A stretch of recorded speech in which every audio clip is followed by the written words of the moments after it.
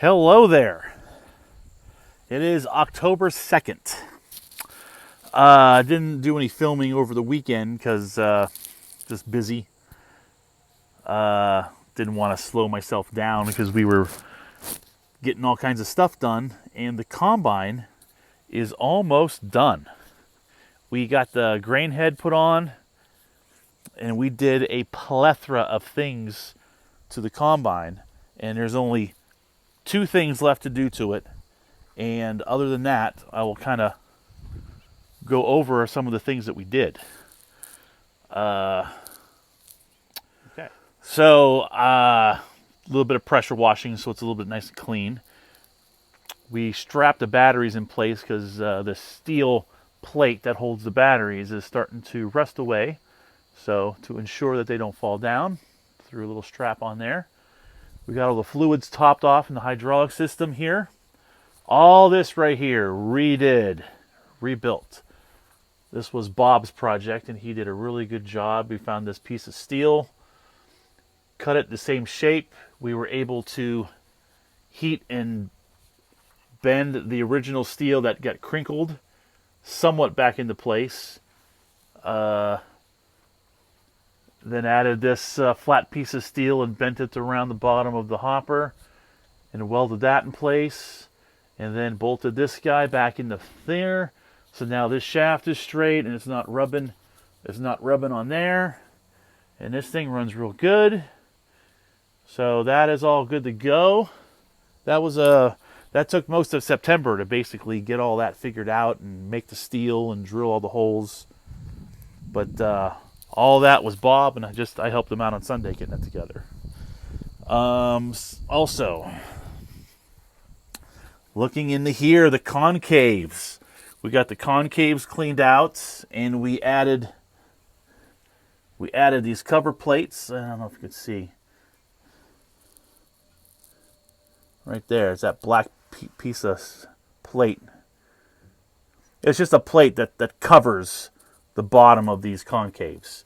So that's going to get filled up with residue, and the pods are going to rub over the residue, and they will break a little bit easier instead of hitting the tops of those concave pieces of steel where maybe unthrashed pods will fall through down to these augers into the cleaning system right into there.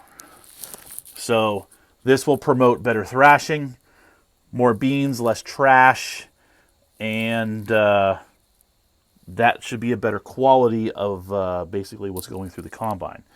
Also, you see that piece of wood? We got all of those installed. We did that Saturday. I'm in the process of changing these angle iron things, what they're called vanes. It acts like a screw to help advance all the trash through the rotor housing. That is one of the 2 things that I have left to do on the combine. But nevertheless, we got all this concave stuff done. Here, coming out of these augers, we had to put Gorilla Tape on this piece of steel because it had a bunch of holes in it. And the holes dropped down to like either the floor or to the clean grain. So that was fixed. I adjusted these, what they call sheaves.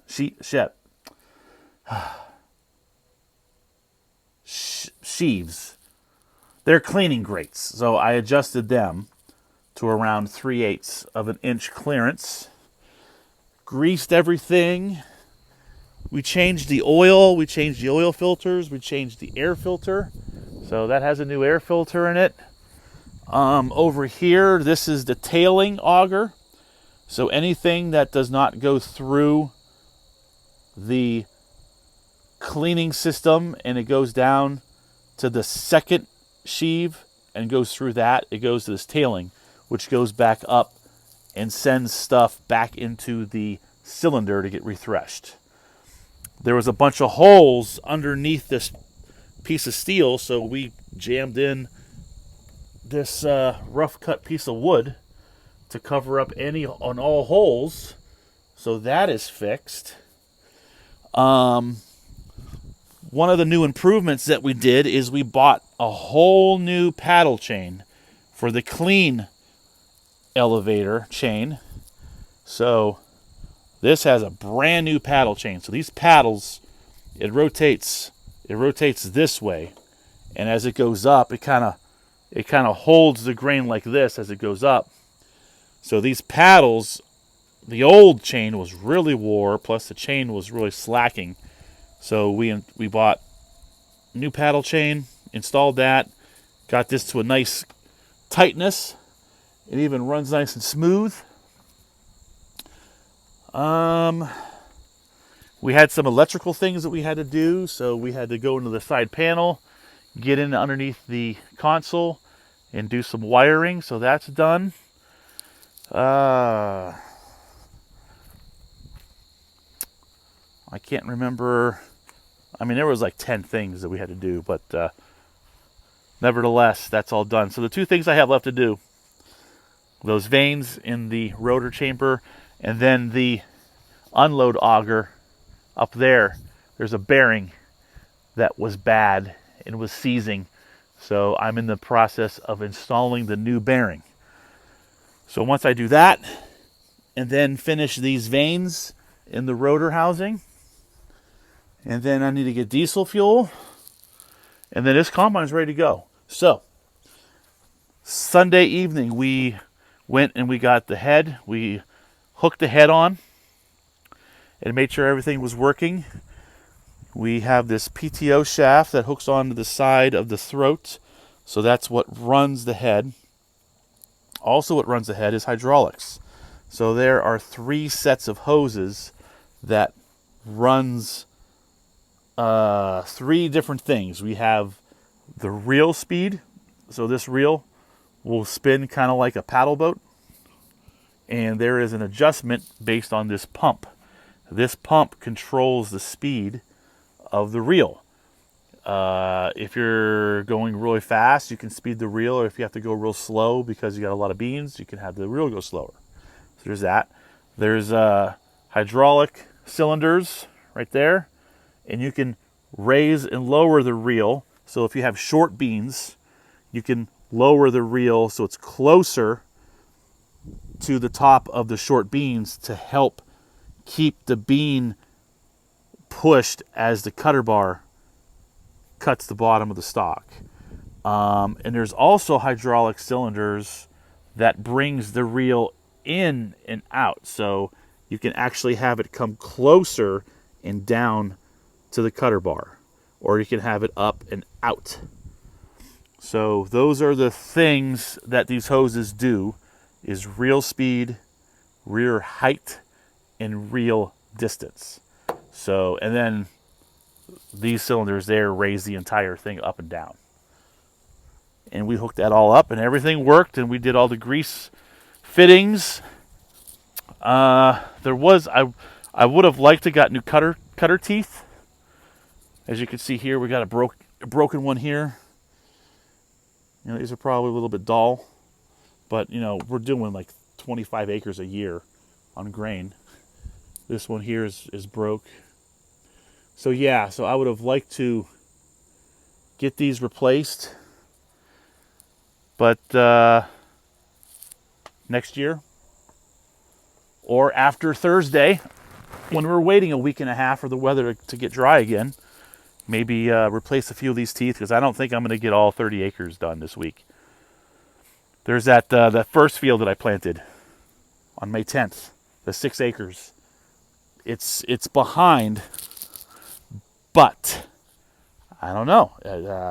I might be able to make a couple passes. Maybe I will make a couple passes and have a handful of wetter beans in with the drier beans. That'll be Thursday. Also, some cool news.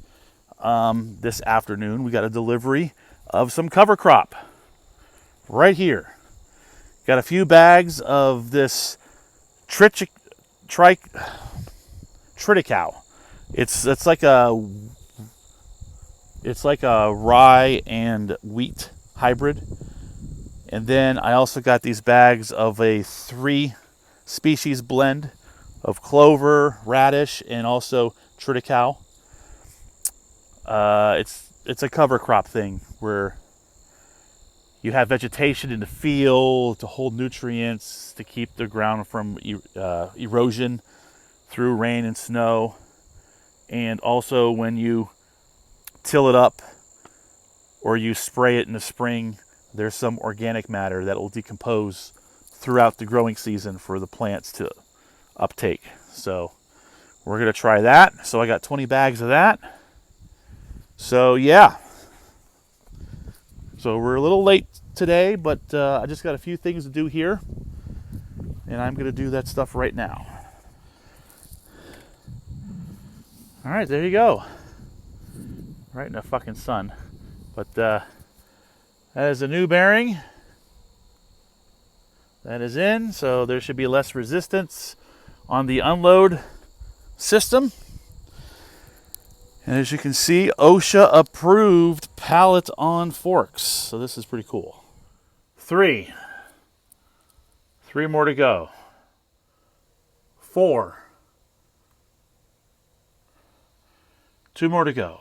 Ooh, 5 and 6. This last one was a pain in the ass. These vanes is basically like just a piece of angle iron, like that. Or like that, actually. And this last one, the piece of angle iron folded, and it folded over these bolts. So I could not get the bolts off.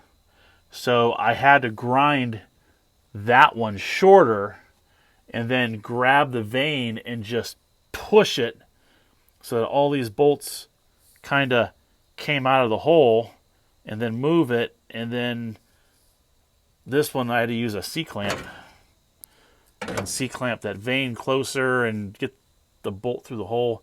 That was a pain in the ass, but it's done. And these vanes are now set to the medium position. These vanes over here are set to medium.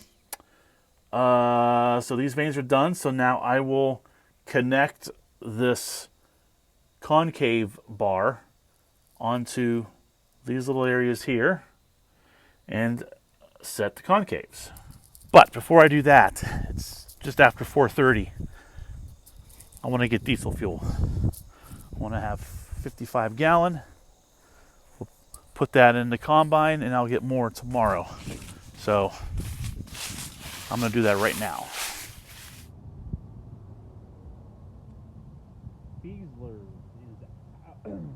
Beasler's is out. So I have to come all the way over here to Saratania and get sucker price. But filling her up. And this barrel feels real nice in the Escape. Okay, we got that done. Got 52 gallons of fuel. So I'll eventually empty that. I'll put most of it in the combine, and I'll put like maybe 10 gallon in the 30. And then tomorrow after work, I will grab another barrel, and we're going to fill this thing up. And whatever I have left, I'll probably put some in the 2670, because I also want to get that started. But yeah. Okay. Now we'll get these guys put onto that.